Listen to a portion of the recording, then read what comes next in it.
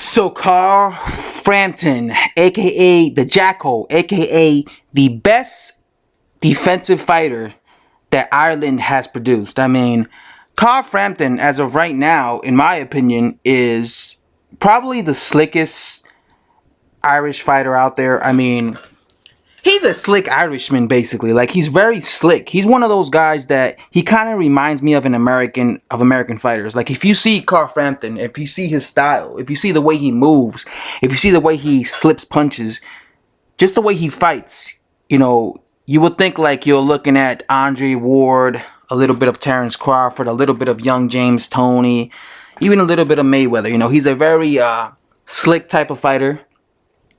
And this is why I've always been high on him. He's very good defensively. He's one of those guys that he thinks about defense rather than offense. But it benefits him because it's hard to hit him when he's only concentrating on defense. It's hard to land cleanly on Carl Frampton. He's a very slick guy. Very slick guy. This fight was kind of a tale of two. The first half of the fight, it was easy money. Carl Frampton was schooling this Garcia guy. Schooling him. I didn't give no round to the Garcia guy for the first 5 rounds. I just thought it was easy work for Carl Frampton. He looked really nice. He looked really sharp. The only thing that I criticize him is the fact that for some bizarre reason he would lean against the rope and just cover up, like he was trying to do like a rope-a-dope, and he would just let this Garcia guy tee off on him. When he did that, the Garcia guy was getting through at times. And it's like, I just thought like he was letting the Garcia guy,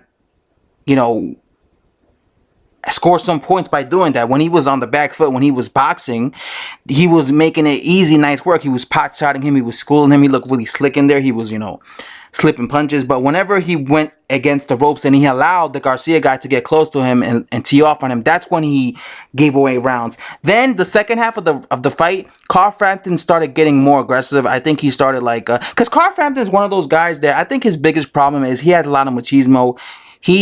I think if he just stays disciplined and were to just play the boxer role, I think he would have schooled this Garcia fella. But because he had so much machismo, he was willing to exchange with this guy, and that kind of gave the Garcia guy more opportunity. He did the same thing with Leo Santa Cruz, and he actually got dropped, I believe, in round 7.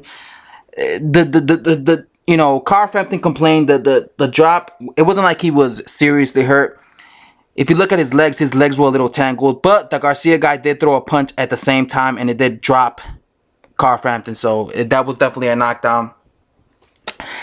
So yeah, I think Carl Frampton kind of made the fight a little bit more difficult for himself because he was willing to exchange with him.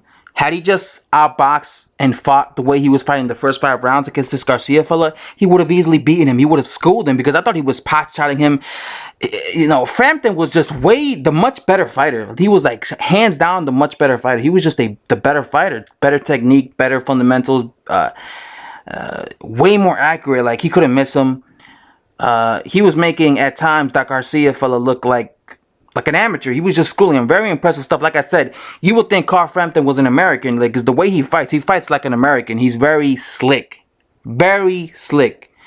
You Irish boxing fans should really take note how slick, because he's very slick. I think he's very good at slipping punches. Very impressed. I've always been impressed by Frampton. I've always been high on Frampton. Carl Frampton's biggest kryptonite is a guy that boxes him. As Leo Santa Cruz pointed out, because Carl Frampton is a guy who slips punches, because Carl Frampton is a counter puncher, like he's, because sometimes guys try to mimic the American style and they fail. They're not that good at it. But Carl Frampton has mastered it. He's good at counter punching. He's good at slipping punches. He's really good at it. And that's why he's good when guys come forward. Like, when guys come forward against him, he's able to slip punches. He's able to counter and really make them look silly, and pot shot them. But Carl Frampton's biggest issue is when a guy outboxes him. When a guy uses his height and reach, and when a guy forces Carl Frampton to come forward, that's when you see the weaknesses in Carl Frampton. Because Carl Frampton, in my opinion, is a expertise at counter punching. That's where he's best at. Being the counter puncher, playing the counter puncher role, having the guy come to him and countering him. But when he's forced to come forward, when he's forced to be the aggressor, that's when you kind of see his weaknesses in a fight as a fighter. So who will he fight next? I know Leo Santa Cruz. You know, they want that trilogy. Leo Santa Cruz might. I think he's gonna fight Abner Maris next. I don't know. Leo Santa Cruz, they were saying that they're not too keen on going to like Ireland or Belfast to like defend their belt. Even though if I'm mistaken, didn't he promise Carl Frampton that he would go to Belfast if he wins? And then he won his belts back, and then now he's not going over there. So who knows? Who will he fight? Maybe if Leo Santa Cruz doesn't want to give him a fight, there's still other options. I believe he fights at 126, right? I mean, doesn't Gary Russell Jr. fight there? That would be a good fight. Carl Frampton versus Gary Russell Jr. Again, even though I thought that Carl Frampton blatantly ducked Guillermo Rigondeaux, I still think he's a skillful fighter. I wouldn't even mind seeing Carl Frampton versus Vasily Lomachenko. I think that's interesting.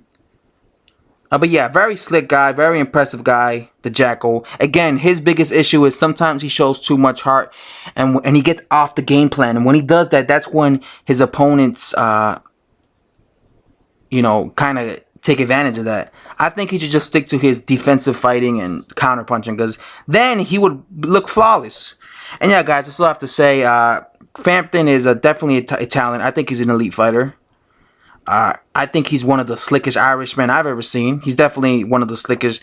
A lot of you UK boxers should take notes from Carl Frampton, because he is, he doesn't just come forward. He's thinking about defense. And that's why he's probably going to have longevity in boxing, because he doesn't get hit that much. Again, the only time he gets hit is when he shows too much machismo and when he's trying to. But when he's actually on point, when he's actually just thinking about defense, you can't hit him. It's difficult to hit him because, he's really good at slipping punches. And yeah, guys, that's all I have to say. McGregor's out. Thanks for watching.